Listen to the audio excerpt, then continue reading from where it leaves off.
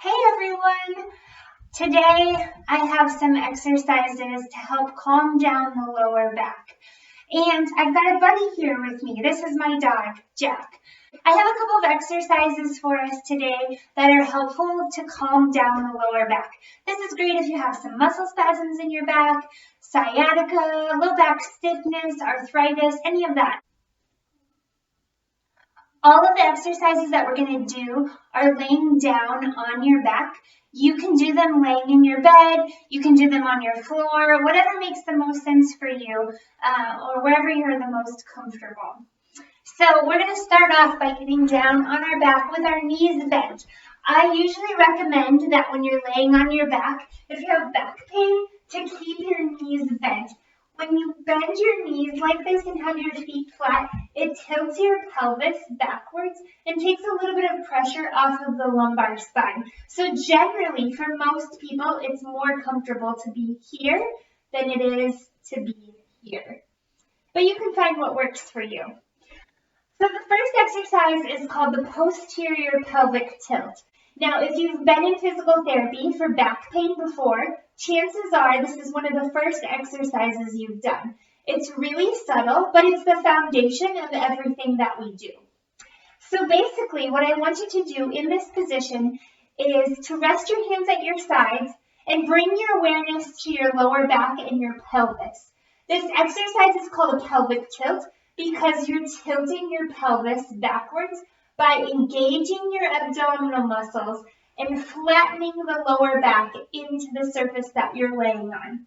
It's not a forceful exercise, and it's not a big exercise, but you should feel a gentle muscle contraction of your abdominal muscles.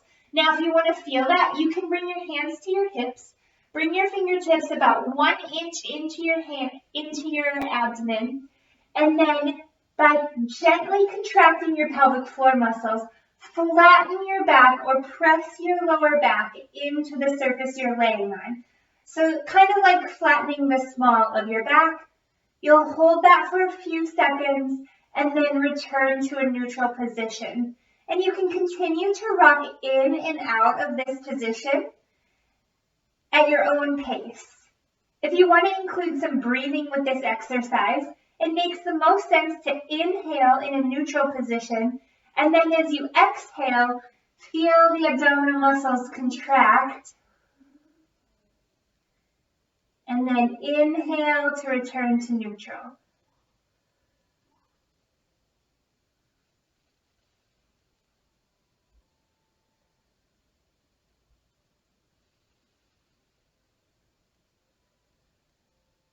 This exercise generally shouldn't increase your pain at all. However, if it's a new movement, it still may be a little uncomfortable.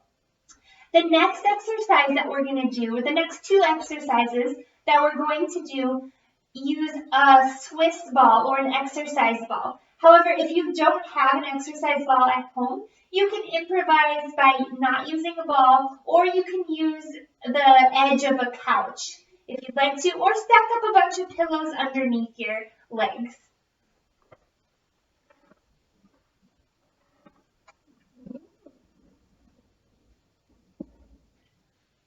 Once you have the ball placed underneath your knees and hips, you're going to rest here in this position.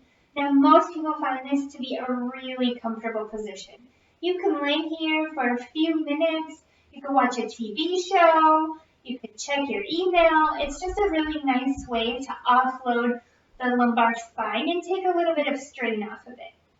Then, after you've laid here to rest for a few minutes, you can begin to gently roll your legs and your knees from side to side, engaging your core gently, just like we talked about with the pelvic tilt, and rocking back from side to side, moving as much as you're comfortable moving. So if you have a big muscle spasm in your back, you might actually not start off with very big movements, and you might slowly increase your range of motion as your back loosens up.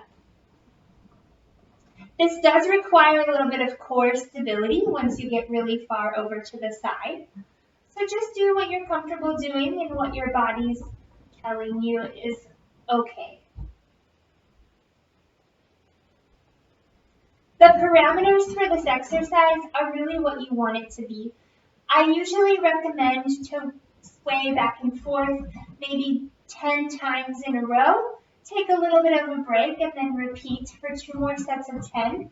You could also set a timer, rock back and forth for 2 minutes, or you can just listen to your body and do what feels good and stop when it's not feeling so great anymore. The next exercise also includes the ball.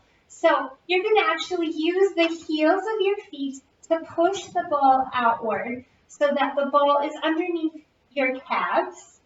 And then you're going to use your heels to roll it all the way back up towards your butt.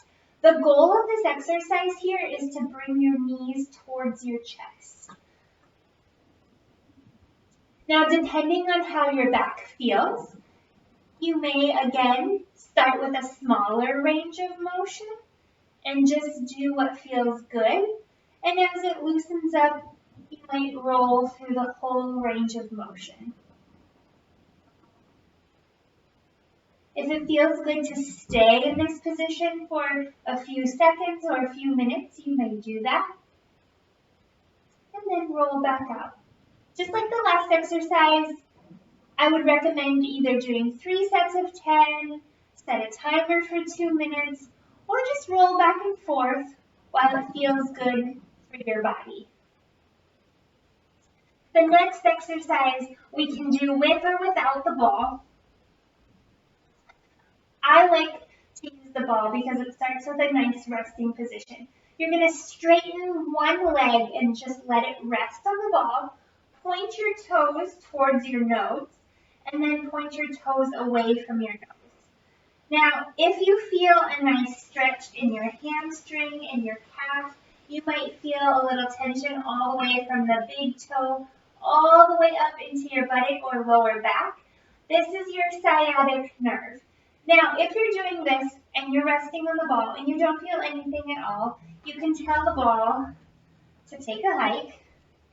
And you can actually bring your hands to clasp behind your knee if you have enough hamstring flexibility. If you don't have enough hamstring flexibility to get here, start with the ball and work to this position. Again, you'll do the same thing. Point your toes towards your nose and then point your toes away. Moving in and out of that position. You should feel some tension here as you glide in and out of dorsiflexion and plantarflexion of the ankle. What you're doing in this exercise is actually flossing or gliding the sciatic nerve. So that's why I said earlier, you should feel this, or you may feel this from your lower back all the way to your big toe. Some variations of this exercise actually have you bring your leg all the way down and then all the way back up. So you can find the version that feels best for you. The next exercise that I want to show you is a stretch. You're going to cross your ankle over your knee on the side that you're stretching and create this pretzel position or figure 4 position. Again, this can be done laying down or in a sitting position. You're going to start by pushing your knee away from your body, and you should feel a little stretch in the side of your hip here to stretch your glute. If you don't feel much of a stretch in this position and you have a little bit more flexibility, you can actually take your right hand, if it's your right leg that's crossed over, take your right hand and weave it through the little hole you've created. And then on your left hand, clasp it around to reach in front of the left knee. Bringing your hips closer to your body will amplify the stretch a little bit more. It should be an intense stretch, but it should also be tolerable and not increase your pain.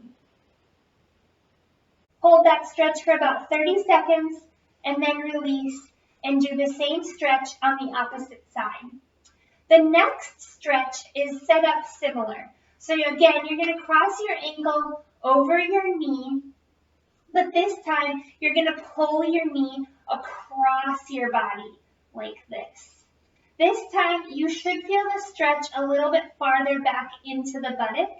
And depending on how tight you are, you might also feel it into the lower back, or you might feel it down into the back of the thigh a little bit. This is called a piriformis stretch.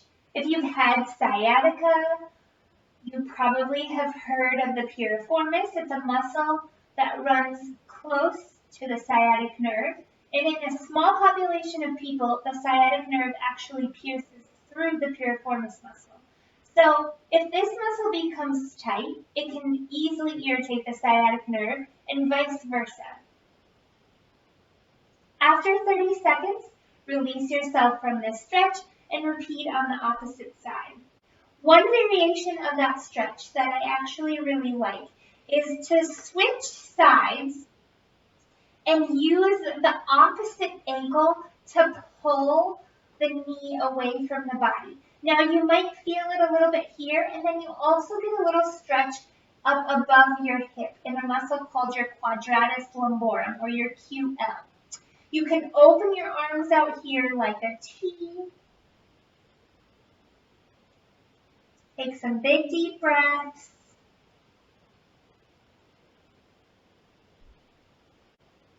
If your dog is snuggling near you, you can take a second to pet your dog. Good boy, Jack. And then engage your core to return yourself back to this hook lying position. Thank you for joining me today. I hope you have a great day, and I hope you find these exercises helpful.